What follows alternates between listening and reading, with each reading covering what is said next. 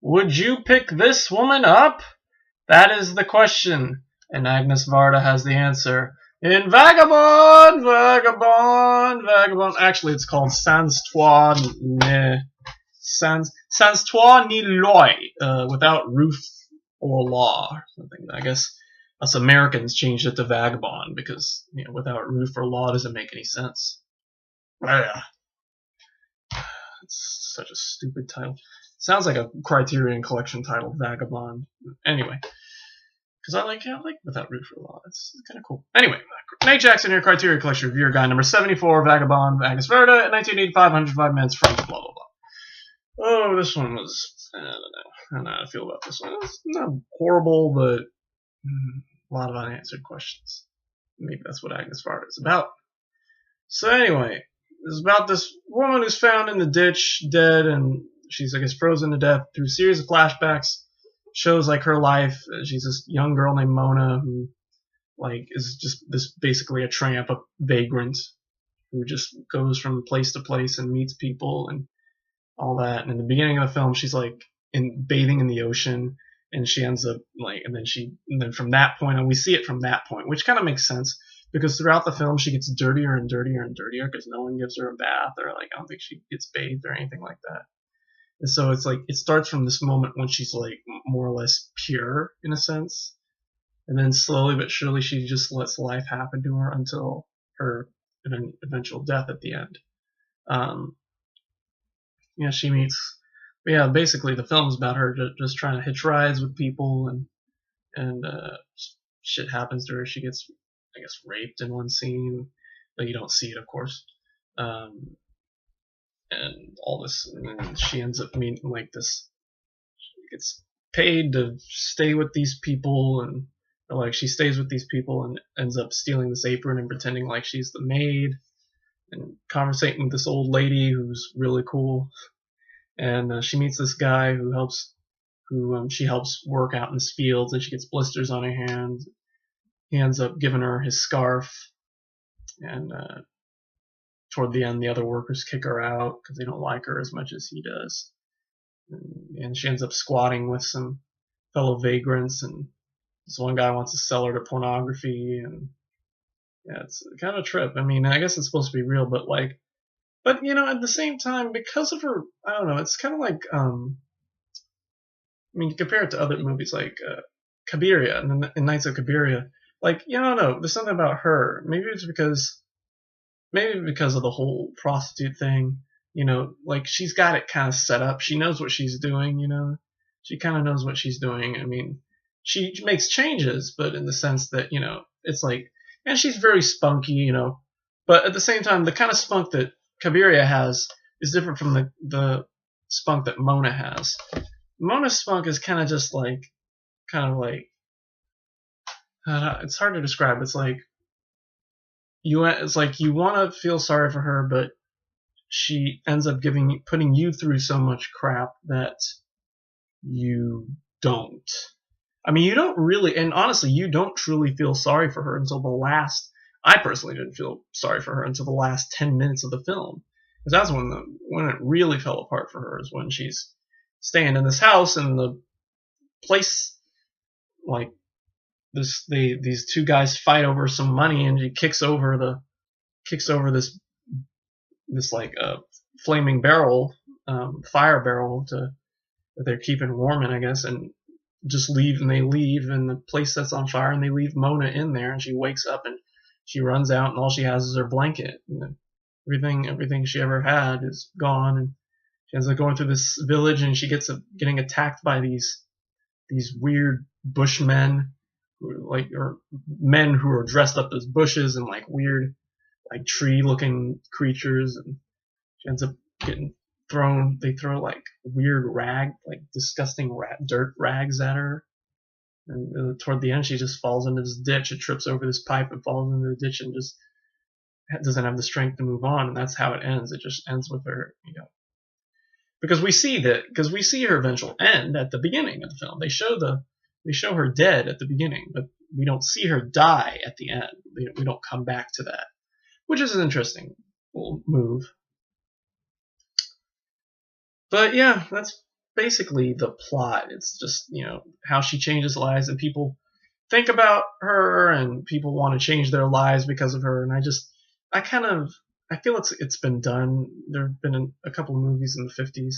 Like, I think it was that movie Picnic. It's kind of the same way. It's about that drifter who moves in and out of town, you know. So I feel like the topic's been done a little bit, but you know, still, it's a fresh start. I mean, it's been a while since it's been done, so yeah, it's Agnes Varda. What do you expect? The music's really awesome. It's a great soundtrack from what's her name, Joanna Brudzdowicz, whatever, Brudzdowicz, however you pronounce that name. Kind of string quartet-y, very Frank Zappa-esque. And yeah, that's basically it. That's all I got. Nothing to say.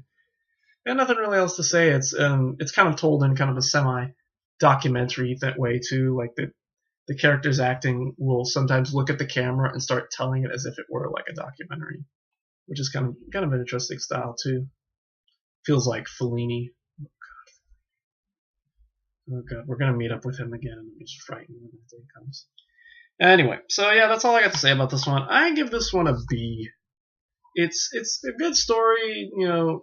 It's got great ideas, but some of it her character is not the most likable character, and all the characters around her, she doesn't spend enough time with one character to know anything about them. I mean, it feels like, you know, at the same time it's weird because of how flighty she is and how we actually drop into the other characters.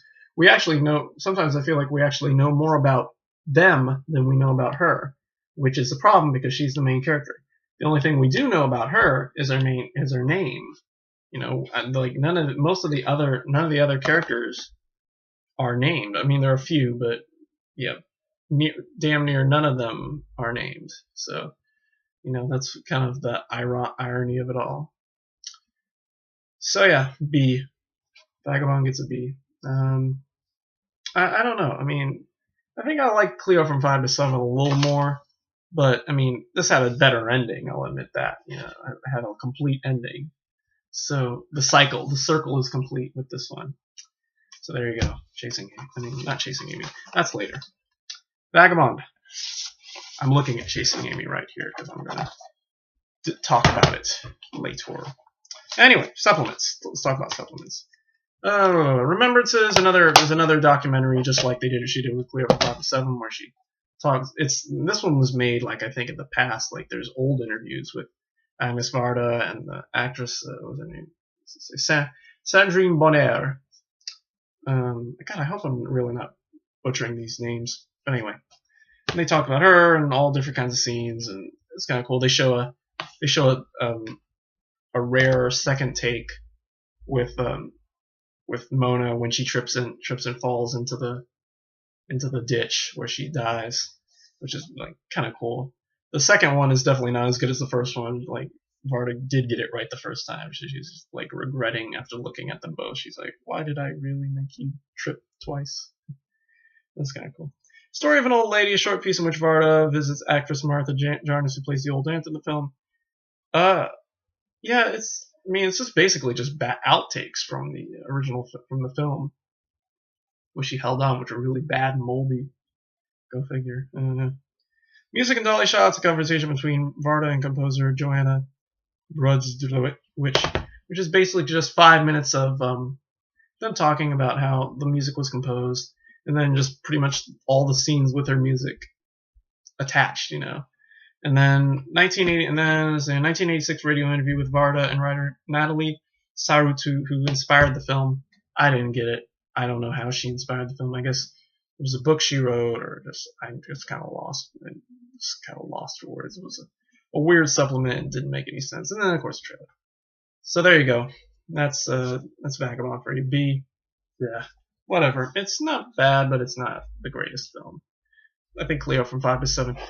Cleo from 5 to 7 up until the ending was really awesome. I think, but you know, it's funny. There's actually 2 more coming because these packages, these are the remasters, and they were actually I think compiled in like a 4x Varda box set, which actually has 2 others, which I think weren't released until then.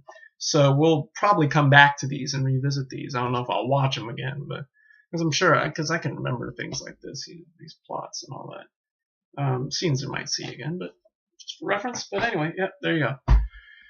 Alrighty, so up to 75. Chasing Amy is next time, which might be today. I'm not sure.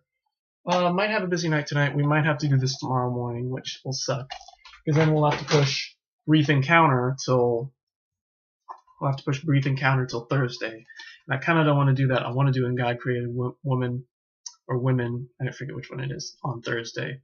So yeah, so more than likely, you'll see me later today for Chasing Amy. We'll do a 2 for 2. Do another 2 for Tuesday. How about that? And yeah, and then tomorrow we'll do Brief Encounter. Thursday we'll do And God Created Women. And then Sunday, not Saturday. We'll be too busy Saturday. Sunday we'll do Bank Dick. And then Monday we'll probably do W.C. Fields' 6 short films. And then Tuesday, The Elements of Crime.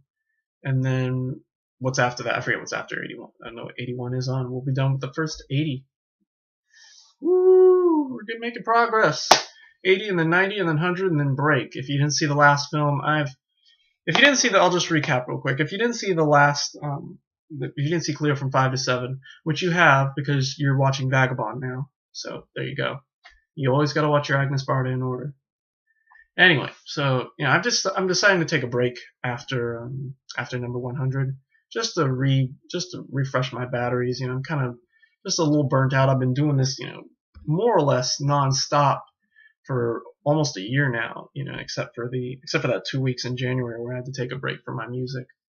But yeah, and I've been doing this almost 1 or 2 or 3 a week. And sometimes that can get a little exhausting. So I've decided, once I get to the Beastie Boys video anthology, which I'm looking forward to so much because I love the Beastie Boys and I'm dying to see their videos. I'm gonna break for a month or maybe the rest of the summer and all that. So yeah, that's the plan. So anyway, that's it. So yeah, that's it from me. So let's end it there. Thanks for watching.